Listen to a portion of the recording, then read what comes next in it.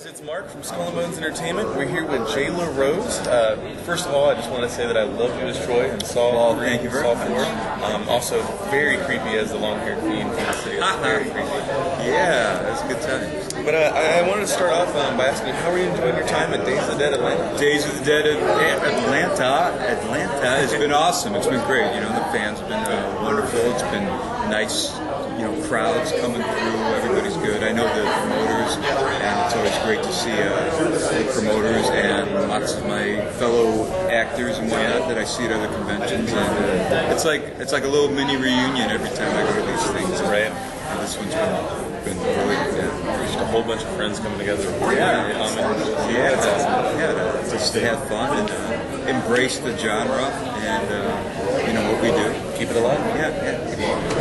I wanted to ask you a question about your family, because not a lot of people know this, but I believe your brother-in-law is Michael Rooker, right? Yeah, Mike I've known for many years. He's married to my sister, and we kind of grew up together in a way. I'm in Chicago, and yeah, we got a little light show going. Straight lights.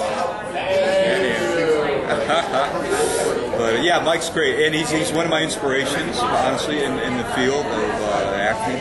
He's you know, I kind of watched him as he went to school and as he developed and got more work, and you know, he's an amazing actor.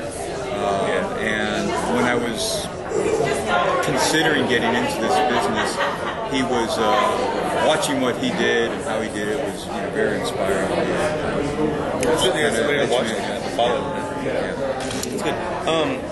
We also know that you worked with Darren Lynn on several projects. Oh yeah. How did you guys get in contact? I mean, how do you guys maintain that relationship? Yeah, I love the story. It's a classic. You never know who's going to be what. You know, when you're going through life.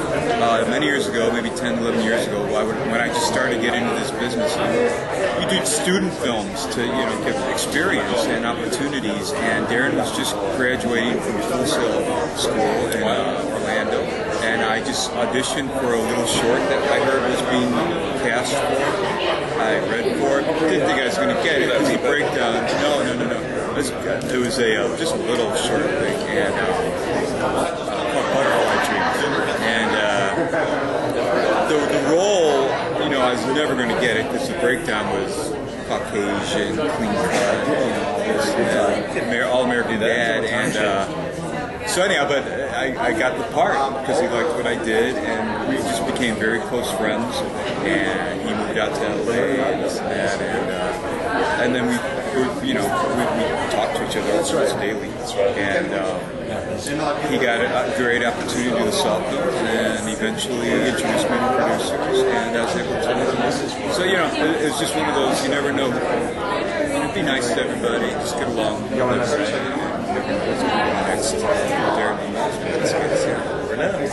So I also know that you took about 30 years off to family. And was it hard, coming back into the business? Well, that's a little joke. If you go read my IMDb, it's my biography that someone put out there. That was alluding to the fact that I never. When I was growing up, this isn't what I wanted to necessarily do. I hadn't thought about it. I was typical, just get a job,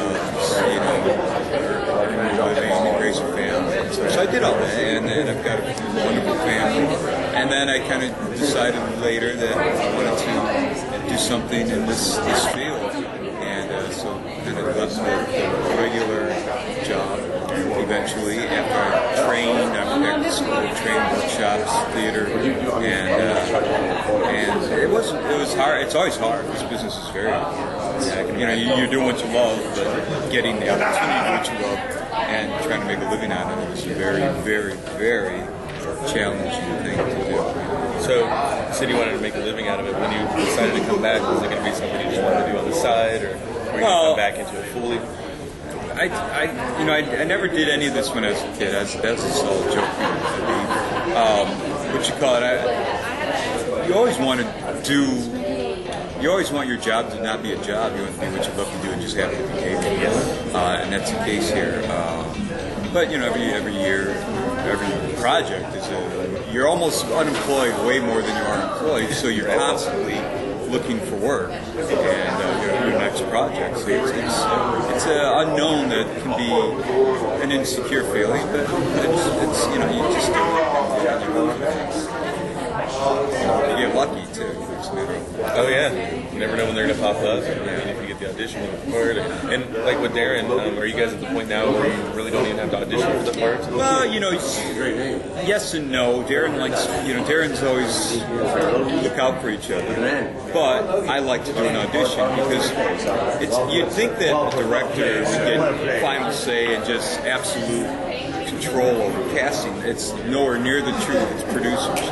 Producers own that because they're bringing the financing and they're responsible for the project. And so Darren, as much as he'd wanted to say, here's the role, I like to be able to prove to the producers that he's not just throwing it on to a friend, and that he's wanting to bring in a good actor that really fits the role. It's not just a matter of a gift. So I end up auditioning and prove myself. And I'm not. I don't understand. Well, But so no, I just audition. Sometimes smaller films, sometimes we'll just all take off, which is great. But yeah, I'm an audition. Speaking of Darren, also, what can you tell us about the upcoming The Devil's Carnival? The Devil's Carnival is going to be amazing. It's Darren's directing and part of his vision, and Terrence Insidious, who was one of the co-writers of Repo, the Genetic Opera, wrote these tunes with this guy named Shar and Joe Bashar's music producing. It's as if hell was a carnival. Joe Bashar. The red demon. Yeah. But he's really a music guy. He's a producer. And it's as if hell was a carnival, and Terrence plays the devil, and there's some great songs and some great talent in it. Oprah's in it, Bill Mosley's in it, Brian African, Alexa Vega, and it's a great cast, and it's going to be interesting. It's going to be very exciting. Yeah, I'm excited too. And I guess in closing, I just wanted to ask something a little off topic. I want to say, if you were stranded on a desert island and you could only bring one item, and not food, not water, just something that you enjoy, on a daily basis, just a luxury, what would you bring? Do I have Wi-Fi? Is there Wi-Fi? I don't know. I don't know. Nice. I guess. It's a tough one. If it's no food, nothing that you need to survive. This is an enjoyable thing that I get to enjoy. A lot of people have said books. Yeah, books is an easy go-to because you don't need electricity and whatnot. And probably maybe a photo album, of my family and pictures. That's a good answer. Absolutely, that's a good answer. Probably make me depressed too, but also give me hope and something. Yeah. But I want to thank everybody for watching, and